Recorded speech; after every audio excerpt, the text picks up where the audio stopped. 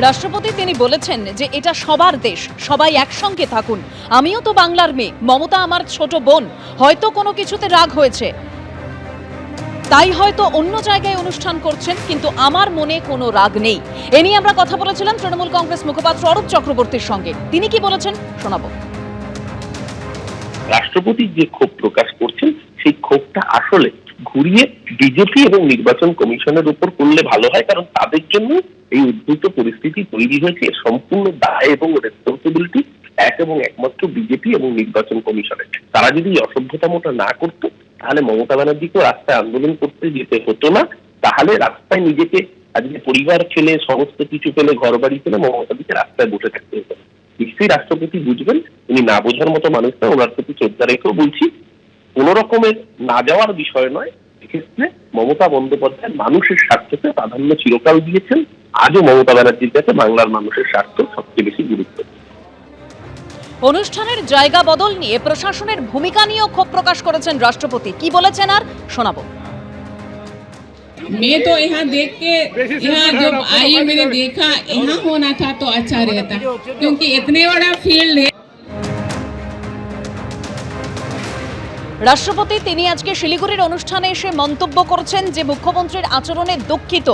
জানি না মনে কি আছে, উনিই জানেন। হয়তো ভেবেছিলেন এখানে কেউ আসবে না, ভেবেছিলেন হয়তো রাষ্ট্রপতি আসবেন, এমনি ঘুরে যাবেন।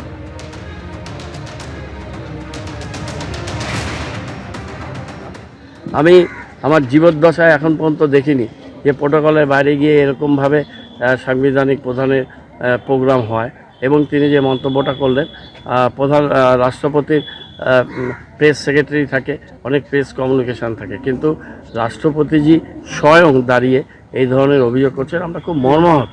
এটা সেই এনজিও সংস্থা যারা প্রোগ্রাম করেছে এবং রাষ্ট্রপতি ভবন থেকে মনিটর্ড হয়েছে, যার চেয়ারপারসন এক সময় দ্রৌপদী মুর্মুজি ছিলেন, তারা বলতে পারবেন। রাজ্য সরকারকে কেন দোষারোপ করা হবে?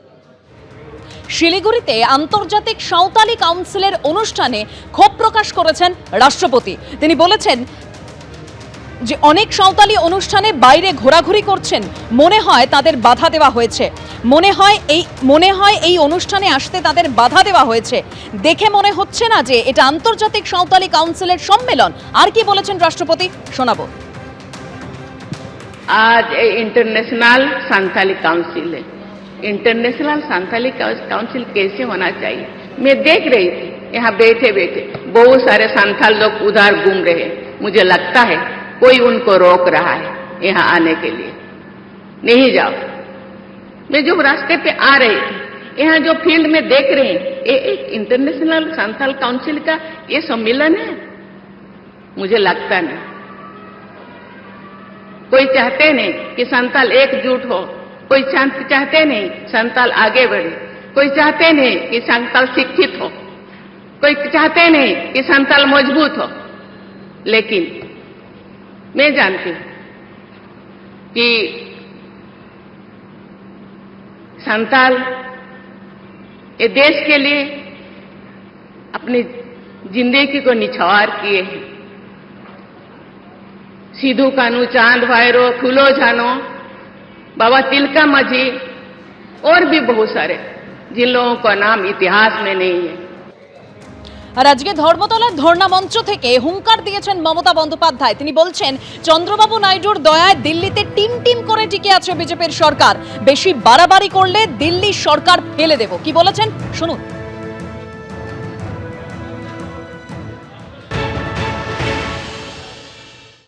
এবারেও তো টিম টিম করে জ্বলছে, তার এত তেল, তেলের দাম বেড়ে যাচ্ছে, ওদের তেল বেড়ে যাচ্ছে।